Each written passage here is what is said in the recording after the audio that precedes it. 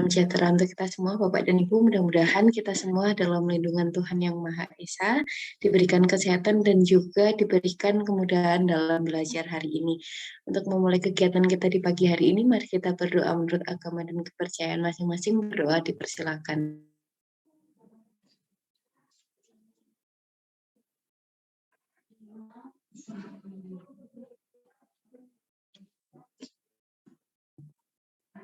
Berdoa selesai. Untuk selanjutnya, silakan kepada Ibu Desi untuk menyampaikan terkait dengan materi hari ini. Silakan Ibu.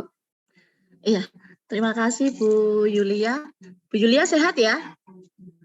Mulai flu ini Bu. Oh, saya kok nggak pernah nanya kabar ini sama Bu Yulia, kelupaan. Gak apa-apa Bu. Mohon maaf. Iya, minum obat Bu Yulia, vitamin obat ya. Memang udaranya nggak enak. Iya, Assalamualaikum warahmatullahi wabarakatuh, Bapak Ibu. Alhamdulillah pada hari ini, hari Kamis ya, tanggal 25 Agustus 2022, kita dapat bertemu kembali secara virtual. Alhamdulillah dalam keadaan yang insya Allah sehat dan berbahagia, begitu nggih. Terima kasih atas ketepatan waktu kehadiran pada Vikon pagi ini. Semoga yang lain akan cepat menyusul setelah ini. Nggih. Hari ini kita akan membahas tentang PPI, Program Pembelajaran Individual dengan RPP akomodatif. Mungkin Bapak Ibu ada beberapa yang sudah menyelesaikan atau menyusun PPI-nya dan RPP akomodatifnya. Jadi nanti bisa kita saling sharingkan dan didiskusikan ya. Nanti saya akan beri satu contoh tentang penyusunan program pembelajaran individual begitu. Nah, untuk pertama, saya ingin mengetahui apakah Bapak Ibu semua dalam keadaan yang sehat ya? Sehat semua nggih Bapak Ibu? Sehat. Alhamdulillah. Kecuali kalau saya tiba-tiba keluar berarti tidak ada sinyal di sekolah. Oh iya Pak. Pak Hairul gimana kemarin saya menanyakan tentang setelah gempa itu loh. Tidak apa-apakah Bapak Ibu? Oh, tidak apa-apa. Aman. Aman. Oh iya, alhamdulillah. Aman nggih. Pak Saiful aman ya, Pak? Oh, aman alhamdulillah. Ya. Baik, sebelum saya share screen, silakan Bapak Ibu mengetik di kolom chat bagaimana perasaan Bapak Ibu pagi ini ya setelah kita kemarin Vikon, sekarang ketemu lagi, Vikon lagi, semoga tidak bosen begitu ya. Silakan ketik dulu di kolom chat bagaimana perasaan Bapak Ibu hari ini begitu. Silakan. 1 menit.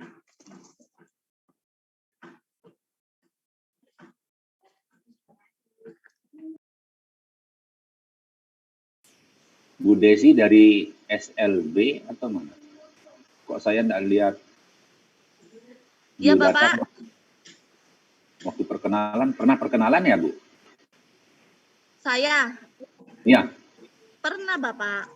Saya mengajar di SLB Pembina Kabupaten Malang, Jawa Timur. Oh, gitu. Kebetulan. Kenapa? Waktu perkenalan itu saya tidak perhatiin mungkin. Oh ya. Mengajar Pak di SLB Bapak mulai dari 2008 sampai sekarang.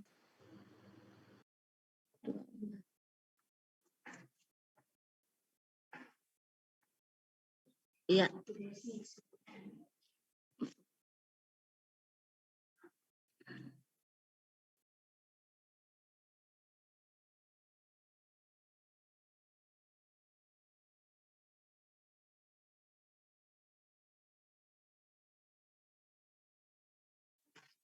Ini mana Bu? Ini salah. Ini ya. Ini benar. Salah ini. Ini benar. Dihapus dulu. Alhamdulillah ya Bapak Ibu, mohon maaf saya sambil menjaga anak-anak ini. Alhamdulillah Bapak Ibu masih semangat, luar biasa. Terima kasih. Baik, saya akan share screen terkait PPI. Nggih. Kita akan mulai belajar bersama tentang program pembelajaran individual begitu.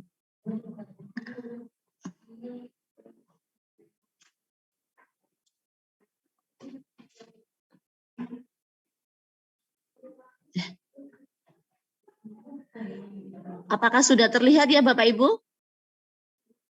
Sudah, Bu. Oh, alhamdulillah, ya. Baik, hari ini kita akan mempelajari tentang program pembelajaran individual begitu. Nah, pertama, apa itu program pembelajaran individual?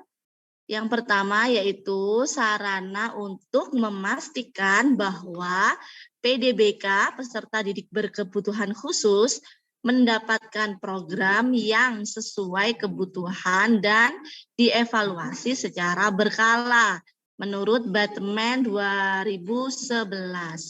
Kemudian PPI merupakan rencana dan panduan bagi guru untuk membelajarkan atau mengembangkan peserta didik berkebutuhan khusus begitu. Lalu PPI juga merupakan asumsi guru terhadap apa kemampuan yang mungkin dapat dikuasai oleh PDBK dalam periode waktu tertentu.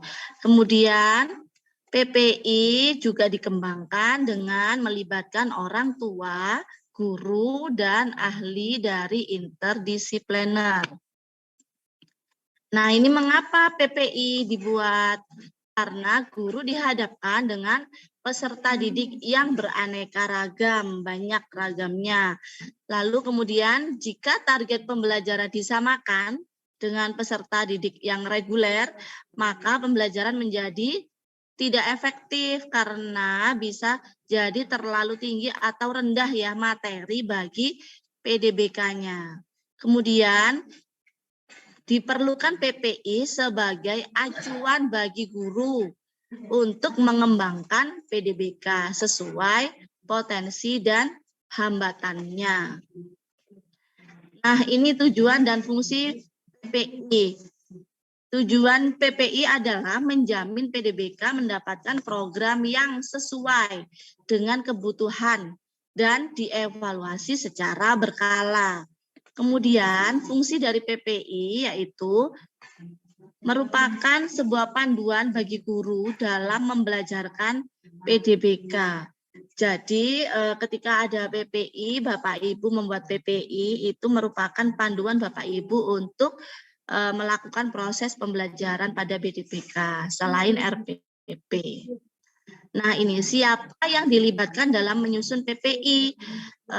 Pada dasarnya, idealnya tim penyusun PPI itu melibatkan ortopedagog, GPK, guru kelas, terapis, begitu ya. Ada dokter tumbuh kembang, psikolog anak, guru mapel, orang tua.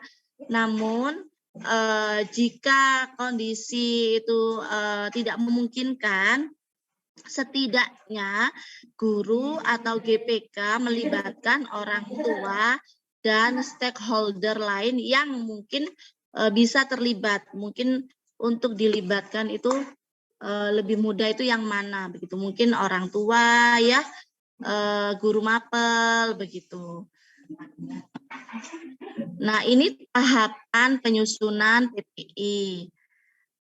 Dari hasil asesmen dan planning metrik, Bapak Ibu kemarin melakukan pertemuan dengan tim PPI. Kemudian Bapak Ibu setelah menganalisis hasil asesmen dan planning metrik, akan melakukan pertemuan, kemudian menetapkan tujuannya. Tujuan jangka panjangnya. Kemudian setelah itu menetapkan tujuan jangka pendek. Setelah tujuan jangka panjang ditetapkan, lalu Bapak Ibu membagi menjadi tujuan jangka pendek. Begitu.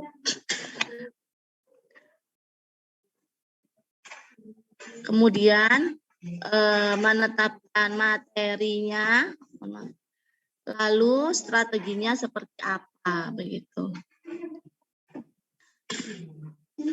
Nah, sebuah PPI sebaiknya memenuhi kriteria SMART.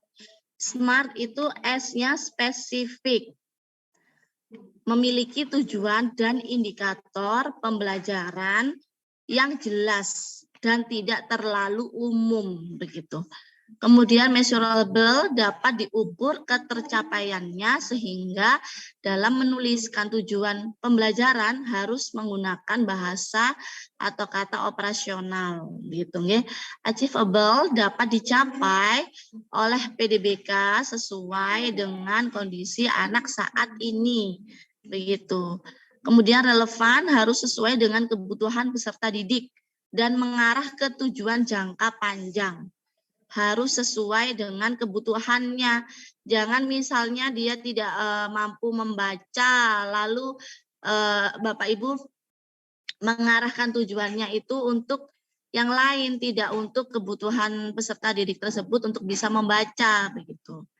Kemudian ada time limit, harus memiliki target waktu yang direncanakan untuk dapat dicapai kemampuan PDBK-nya. Nah, ini bagaimana menentukan tujuan jangka panjang dan jangka pendek?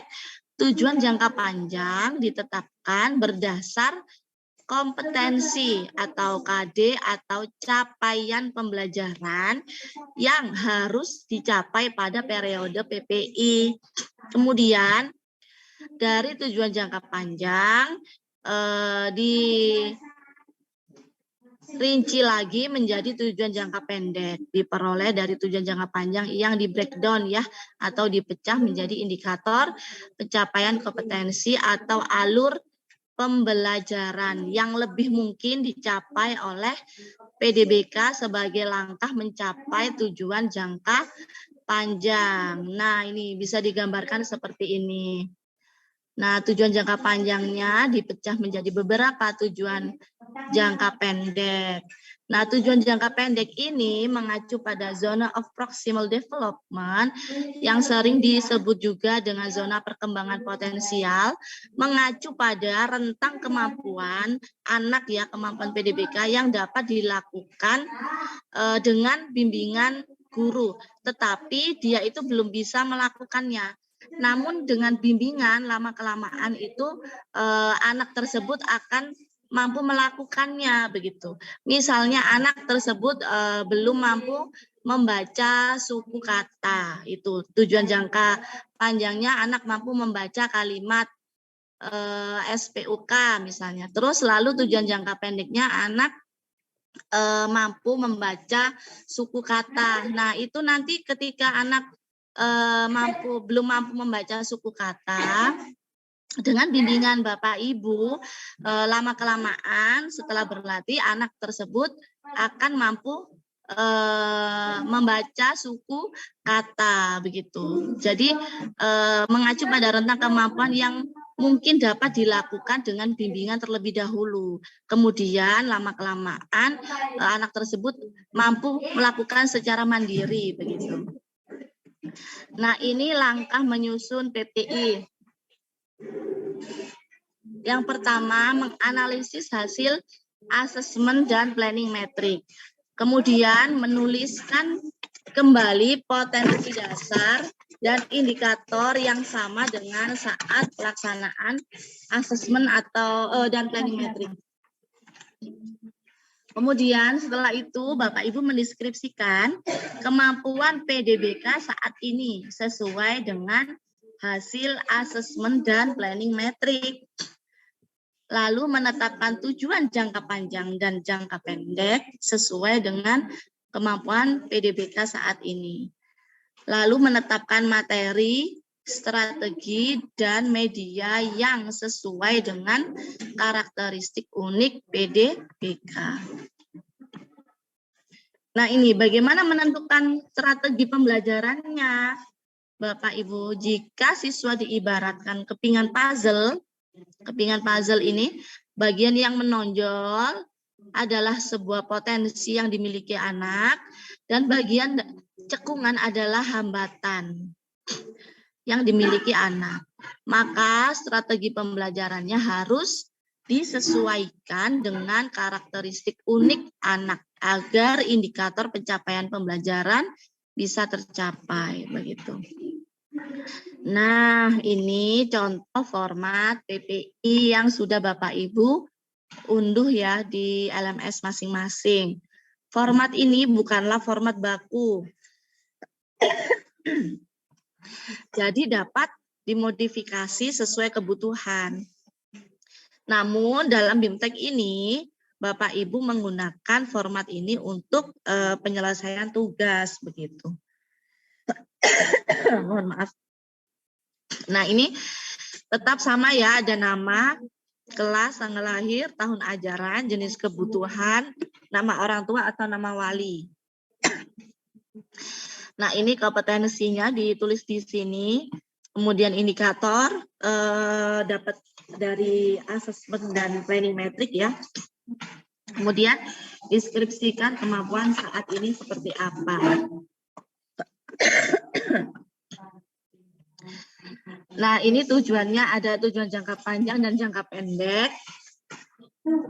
Tujuan jangka panjangnya bisa dilihat dari kompetensi dasar yang diukur ya Bapak Ibu, kemudian Bapak Ibu memecah menjadi tujuan jangka pendeknya.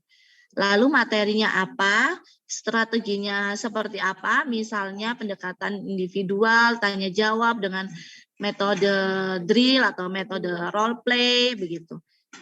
Lalu medianya yang dipakai apa, video pembelajaran, gambar, seperti itu. Misalnya kalau di PJOK ya gym begitu, atau yang lain disesuaikan dengan kebutuhan peserta didik. Nah, terima kasih, itu tugas terstruktur yang Bapak Ibu harus penuhi menyusun program pembelajaran individual. Nah, Bapak Ibu, apakah dari Bapak Ibu sudah ada yang menyusun PPI? Atau nanti saya akan membantu Bapak Ibu atau memberikan contoh ya, contoh penyusunan PPI. Sebelum itu, apakah ada Bapak Ibu yang sudah menyusun PPI-nya berdasarkan analisis hasil asesmen dan planning metrik begitu? Belum. Sudah. Belum ya? Alhamdulillah Pak Erwin. Siapa yang sudah? Bu Putu sudah ya? Pak Alfon Ya, sudah. saya sudah, tapi gantian yang lain. Iya, betul. Sudah selesai. Yang sudah kasih nyontek. Nyonteknya di Google Drive, Pak, ada. Iya. Pak Alfon sudah ya, Pak? Sudah, Bu, tapi belum tentu benar tuh. Iya, tidak apa-apa, kan belajar ya, belajar. Selain nanti kita akan ambil contoh ya dari Bapak Ibu. Kemudian mungkin sebelum saya kasih contohnya program pembelajaran individualnya, atau kita akan membuat program pembelajaran individual bersama-sama, apakah ada yang ditanyakan atau langsung saja kita Izin praktek bertanya boleh? bersama? Boleh Bapak, silahkan. Ini mohon maaf. Ya. Yang menjadi bingungan sih masalah indikator, karena di planning metric seperti saya itu menuliskan penyederhanaan indikator yang bisa diukur begitu kan, karena waktu asesmen dan di instrumen dan pelaksanaan asesmen itu memakai indikator umum yang bisa diukur kepada semua semua siswa yang tidak memiliki kekurangan. Jadi untuk di format PPI ini berarti kita harus menuliskan indikator yang berbeda, apakah seperti itu yang bisa diukur dengan kondisi anak saat ini. Begitu Bu, mohon pencerahannya. Gini Pak Fauzi, indikator yang ada pada hasil asesmen dan planning metric itu tetap ada di PPI, jadi mengarah ke PPI. Jadi tugas Bapak Ibu dari awal mulai identifikasi nanti sampai sekarang PPI itu berkaitan, begitu.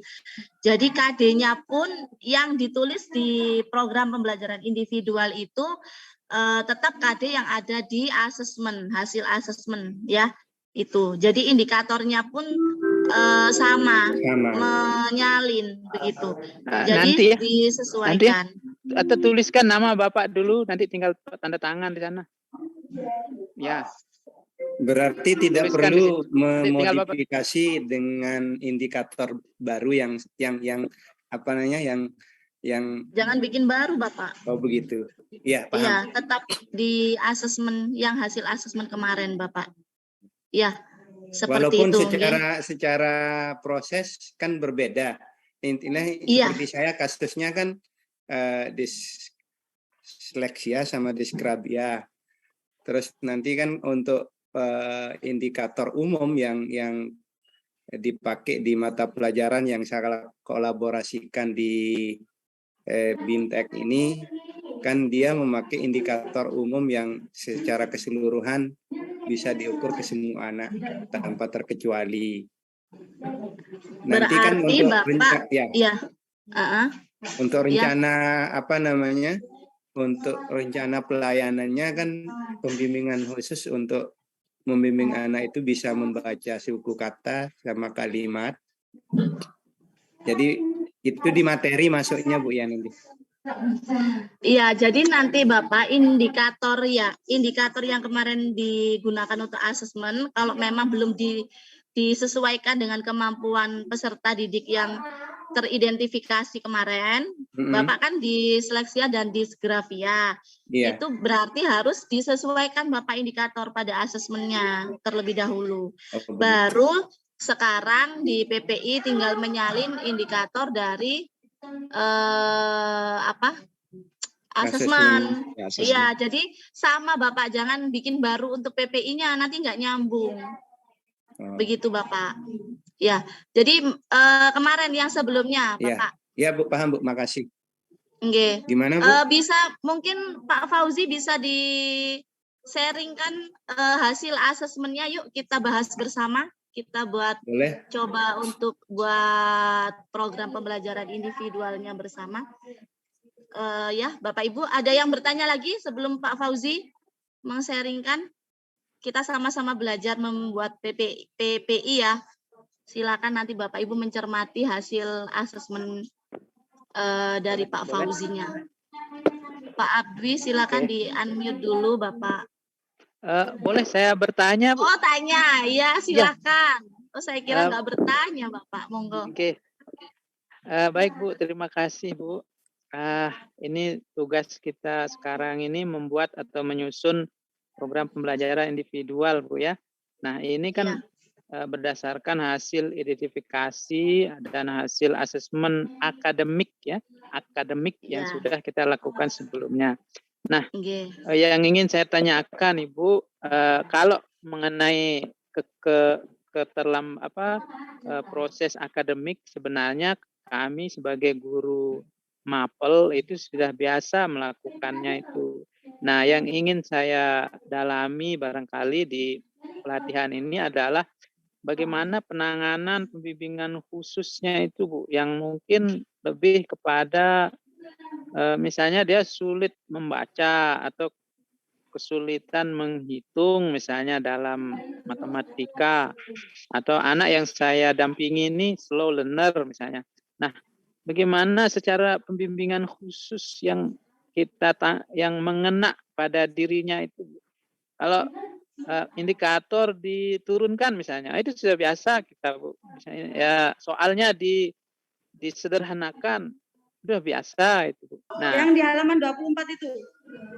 Nah, yang ingin saya tanyakan ini mungkin ini yang ditekankan barangkali Bu di ilmu khususnya itu Bu, misalnya anaknya disleksia. Nah, gimana cara menghadapi anak yang seperti ini?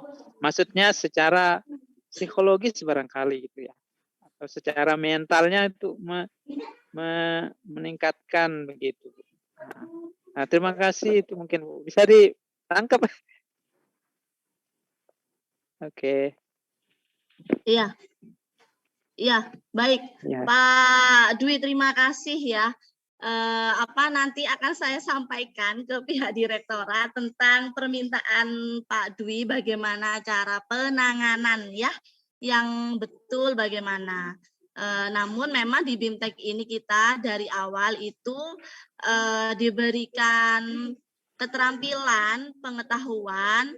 Awalnya kan tahap pemahaman konsep itu tentang pengetahuannya. Nah, sekarang itu tahap keterampilannya itu bagaimana cara mengidentifikasi, menemukanali seperti kemarin itu sampai terakhir besok pelayanannya yang betul sesuai dengan kebutuhan. Memang pada dasarnya Bapak Ibu saya yakin selama ini sudah melakukan menyederhanakan indikator, menyederhanakan soal, itu memang sudah dilakukan. Namun yang sesuai dan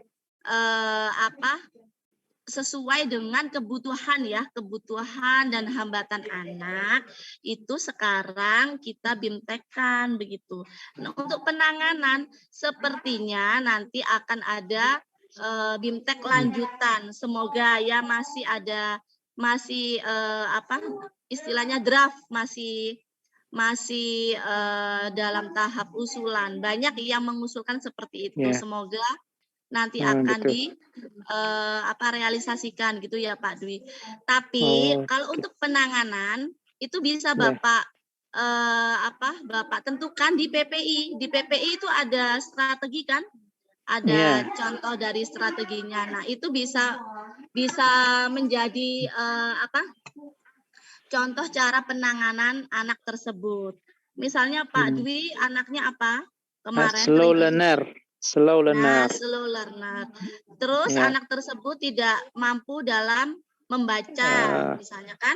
Apa kemarin hasil asesmennya? Dia menjumlah, ada indikator mengenai penjumlahan bilangan bulat. Nah, itu sama sekali tidak bisa mengerjakan yang paling sederhana pun tidak bisa.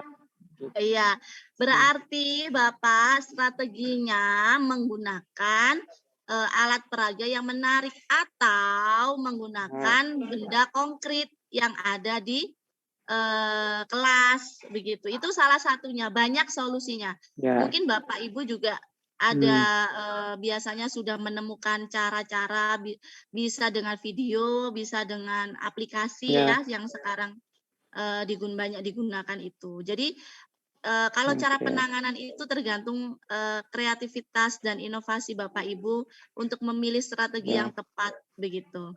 Kalau untuk hitungan begitu. Ya, ini katanya begitu Pak Dwi.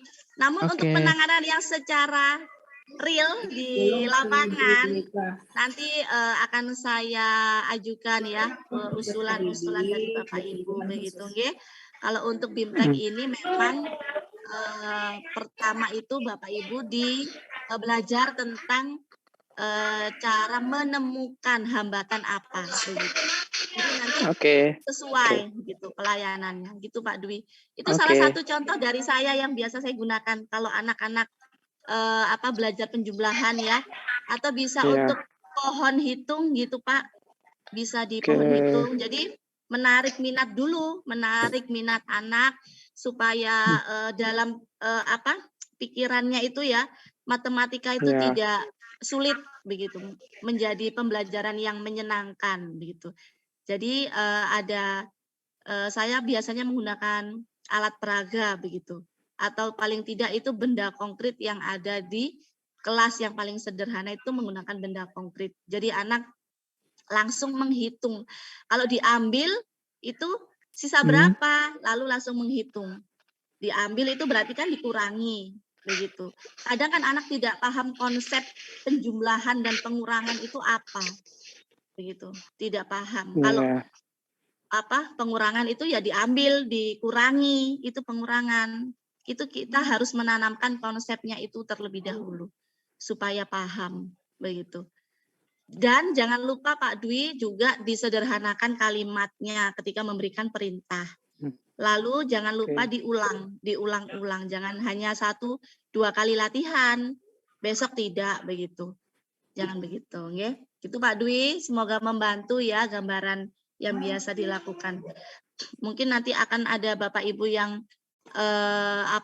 berpengalaman seperti kasusnya Pak Dwi, silahkan di-sharingkan. Oke, saya ke Pak Jonet gitu ya Pak Dwi. Terima kasih ya, nanti saya usulkan. Terima kasih. Terima kasih. Nggih, Pak Jonet gimana Pak Jon Bangkit Wahyu?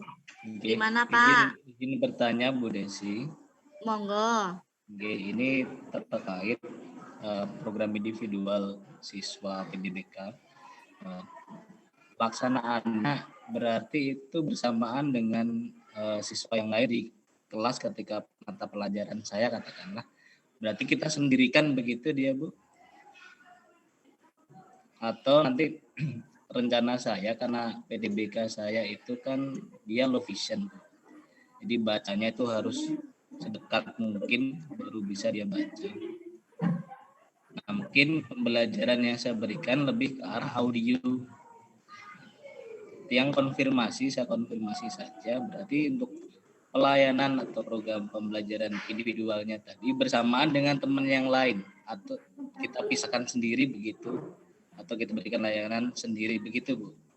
Mohon dikonfirmasi. Terima kasih. Iya, terima kasih Pak Jon. Pertanyaannya luar biasa.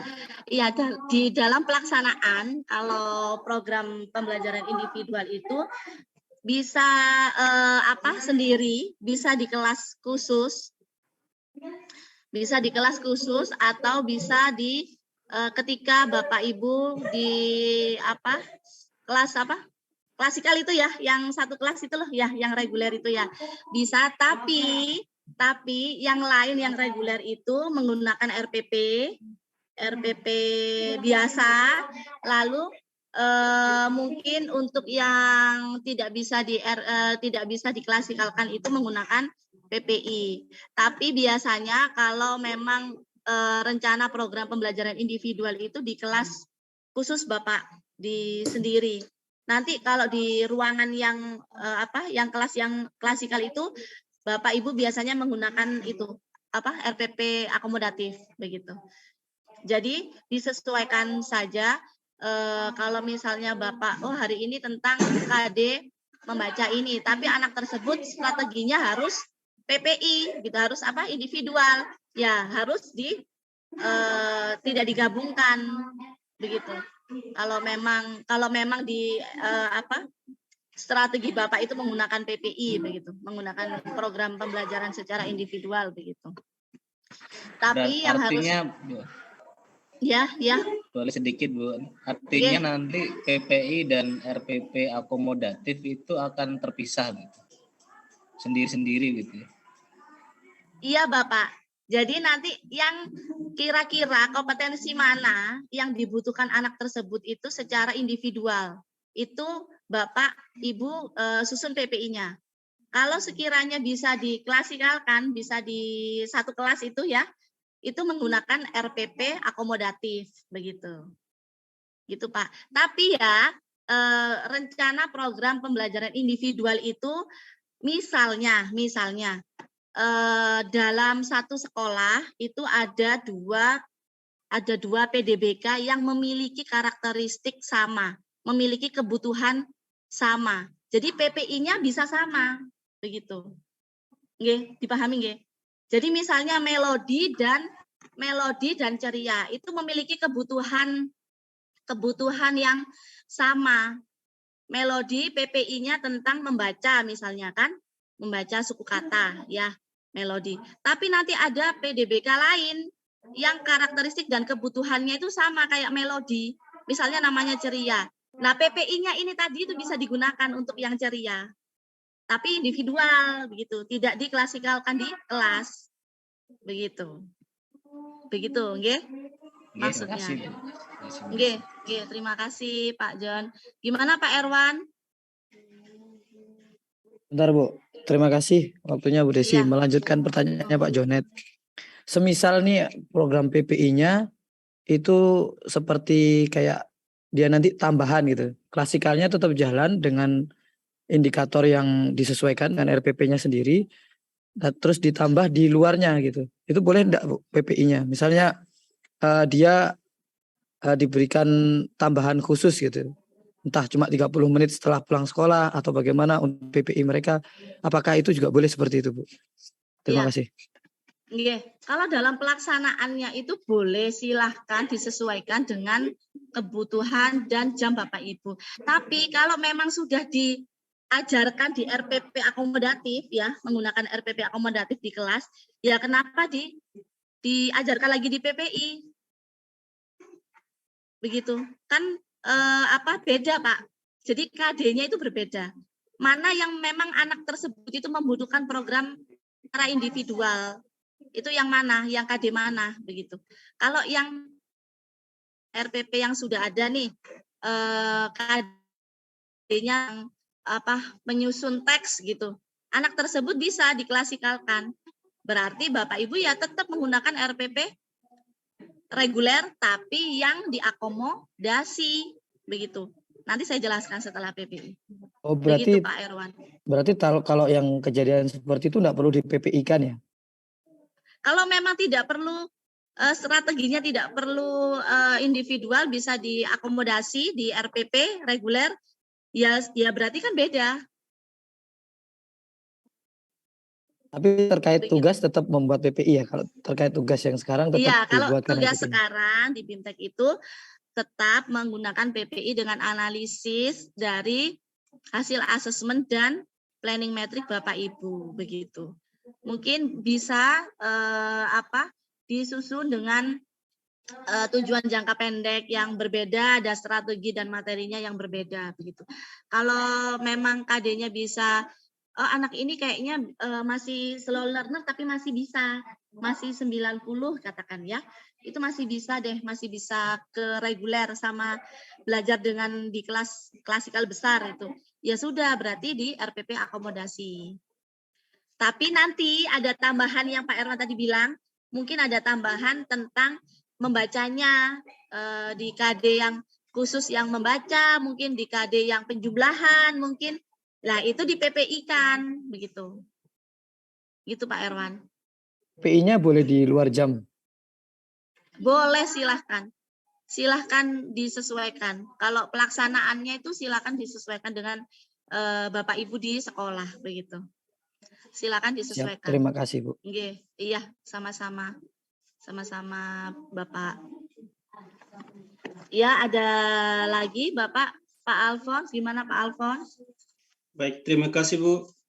Ini mengangkut tim penyusun PPI Bu. Iya. Itu ada orang tua, ada guru kelas, ada semua pihak lah yang terlibat di dalamnya. Andai kata di situ kita sebagai guru mata pelajaran sendiri yang menyusun, sedangkan ada teman-teman lain yang kita sudah tahu anak itu ya misalnya dia tidak mampu dalam membaca, tetapi ada teman lain yang ya acuh tak acuh lah, masa bodoh lah, tidak mau membantu kita dalam penyusunan program ini. Dia masuk kelas, ya saya tahu bahwa anak itu tetap dianggap mampu, tidak mau mengetahui bahwa anak itu punya kebutuhan khusus. Apakah kita sendiri yang menyusun ini untuk semua program studi, misalnya saya matematika, apakah khusus matematika saya atau bisa untuk semua bidang studi? Karena ada teman-teman yang di sekolah itu biasanya acuh tak acuh lah, malas untuk menangani hal-hal seperti itu Bu. Ini jujur. Mohon solusinya. Iya. Bapak Alfons, ketika menyusun PPI ya Pak ya, itu idealnya memang melibatkan orang tua sama guru mapelnya ya. Kan Pak Alfons nggak mungkin kan mengajar semua mata pelajaran di sekolah, ya kan? Mungkin hanya salah satu mata pelajaran saja yang diajar oleh Pak Alfons di sekolah. Jadi nanti ketika anak tersebut memiliki kebutuhan pelayanan selain mata pelajaran dari Pak Alfons, mungkin Pak Alfons bisa meminta KD dari guru mata pelajaran lainnya. Seperti apa? Jadi Pak Alfons yang menyusun PPI-nya begitu. Tapi kalau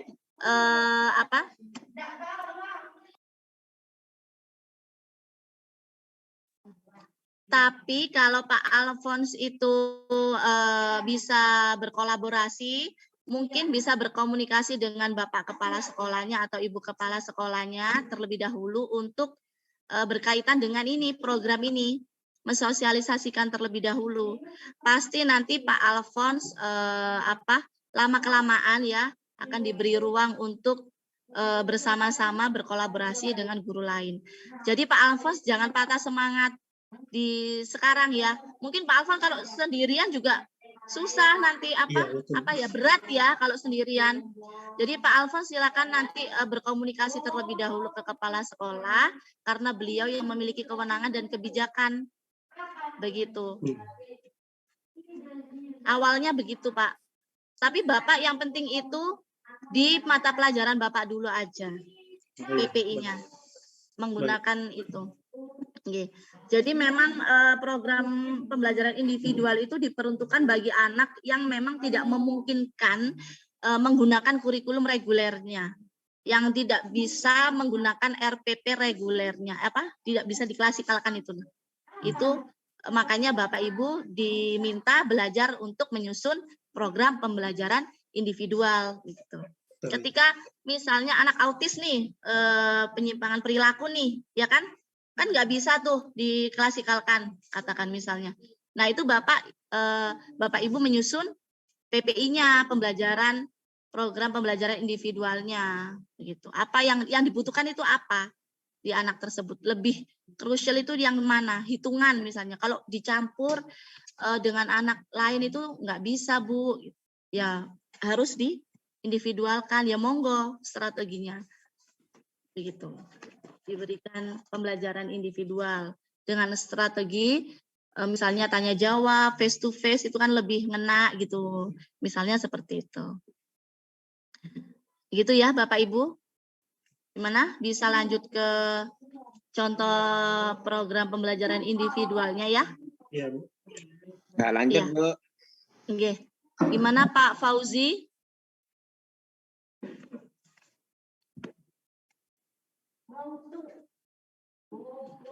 Pakai kasus saya saja atau Pak Fauzi bisa sharing? Ya, Bu. Ya. Gimana? Ya, Sudah mulai saya menyusun ya. kah? Saya ini dulu klarifikasi tentang hasil asesmen dulu, saya share screen boleh? Oh ya, silakan.